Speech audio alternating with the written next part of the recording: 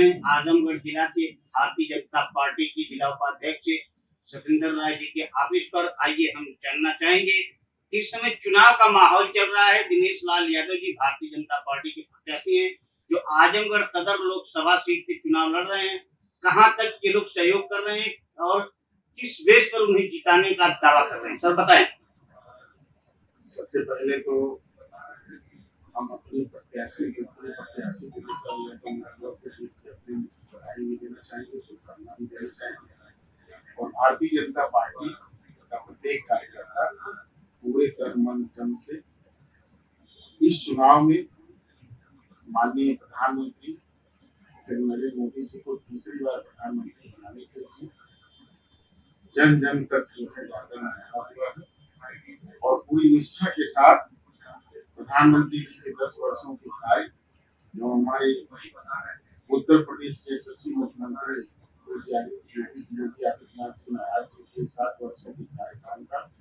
जो भी ब्यौरा जनता जनार्दन के बीच में है, गरीब से लेकर किसान से लेकर मजदूर से लेकर नौजवान से लेकर माताओं बहनों तक के लिए जो भी परम आदरणीय मोदी जी ने काम किया है, उसके आधार पर हम जनता के बीच में बराबर संपर्क में जनसंपर्क से लगे हुए हैं और पूरा का पूरा समर्थन मिल रहा है। आजमगढ़ में बहुत ही प्रचंड बहुमत से कमल का फूल खिलने जा रहा है और यहाँ से सांसद के रूप में दिनेश लाल यादव फिर से दोबारा सांसद मोदी जी के हाथों पर।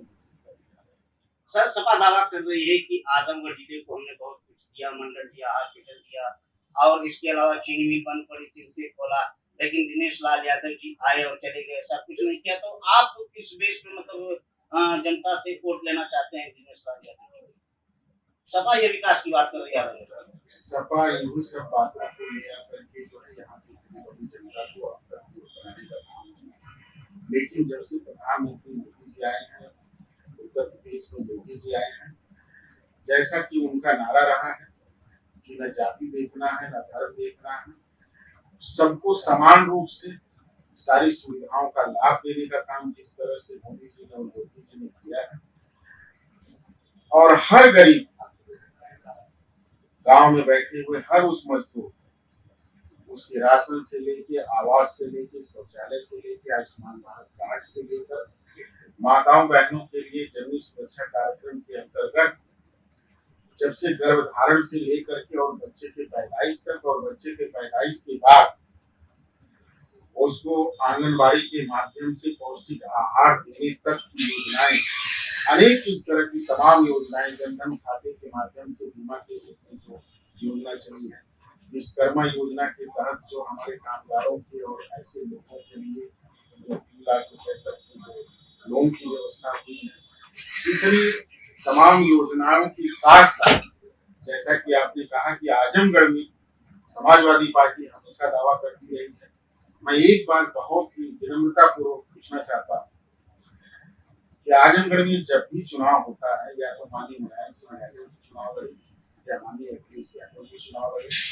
और योगी जी आजमगढ़ को 5,000 करोड़ रुपए तक की सौगात देने का काम किया, जो आजादी के 60-70 वर्ष बीत जाने के बावजूद भी किसी भी सरकार ने आज तक इतना पैसा आजमगढ़ को देने का काम नहीं किया। जहां तक विकास की बात है तो जो ये गुंडागिरी किया करते थे, माफियागिरी किया करते थे, और जानते थे कि हमारे पार्टी के कार्यकर्ताओं को जेल जाना पड़ेगा और जेल में सुविधा अच्छी हो, इसलिए पुरानी जेल को छोड़ करके एक नई जेल का निर्माण इन्होंने किया कि जिसमें समाजवादी पार्टी के गुंडे जा करके आराम से ऐश कर सके। हाँ, माननीय योगी जी ने आजमगढ़ को महाराजा सुहेलदेव के नाम से विश्वविद्यालय देने का काम किया कि यहाँ पर भी गरीब का बच्चा, मजदूर का बच्चा, किसान का बच्चा ऊंची शिक्षा हासिल करके देश और विदेश में अपना नाम रोशन कर सके। उसको एक संसाधन मुहैया कराया। यहाँ पर संगीत के क्षेत्र में भी आजमगढ़ बहुत पुराने समय से जाना जाता रहा है, उसको ध्यान में रखते हुए हमारे ग्रामीण अंचलों में प्रतिभाओं की कमी नहीं आई। एक से एक प्रतिभाएं जो है बड़ी बड़ी आज तक रही हैं, उनको ध्यान में रखते हुए माननीय मुख्यमंत्री जी ने आजमगढ़ के हरिहरपुर घराने में संगीत महाविद्यालय देने का काम किया, जहां से वो और बढ़िया अपने हुनर में दक्ष होकर के देश विदेश में अपना कला के क्षेत्र में नाम कमा सके। इसी आजमगढ़ में चाहे वो बनारस जाना हो आपको, चाहे आपको लखनऊ जाना हो, चाहे आपको बलिया मऊ जाना हो, चाहे आपको गोरखपुर जाना हो, चाहे अयोध्या धाम जाना हो, चाहे आपको पूर्वांचल एक्सप्रेसवे के माध्यम से लखनऊ जाना हो, सारे जगह को रोड से पूरे प्रदेश को, पूरे देश से आजमगढ़ को जोड़ने का काम अगर किसी ने किया तो मोदी जी और योगी जी ने किया। और इतना ही नहीं, गांव का आदमी भी हवाई जहाज में बैठ करके चल सके, इसके लिए मधुरी में एयरपोर्ट का निर्माण भी मोदी जी ने किया। इसके साथ साथ जो बरसों जब हम लोग छोटे थे तब से हम लोग सुनते थे कि काश कभी गोरखपुर से बनारस तक सीधी रेल लाइन की व्यवस्था हो, उसको भी हमारे सांसद ने मांग किया और प्रधानमंत्री जी की देन है कि गोरखपुर से लेके आजमगढ़ और बनारस सीधी रेल लाइन का सर्वे का काम पूरा हो चुका है और जल्द ही इस पर काम भी स्टार्ट होने जा रहा है। इतनी बड़ी बड़ी योजनाएं जो आज़ादी के 60-70 साल बाद भी आज तक किसी भी सरकार ने नहीं किया, वो मोदी जी ने और योगी जी ने और हमारे सांसद दिनेश लाल यादव ने दिखाया इतनी कम समय। तो ये थे भारतीय जनता पार्टी के आजमगढ़ जिला उपाध्यक्ष सतेंद्र राय जी, जो सरकार की खूबियों को गिनाते हुए उस बेस पे आजमगढ़ से चुनाव लड़ रहे दिनेश लाल यादव को जिताने की बात कर रहे हैं। श्री न्यूज के लिए आजमगढ़ से रोशन लाल।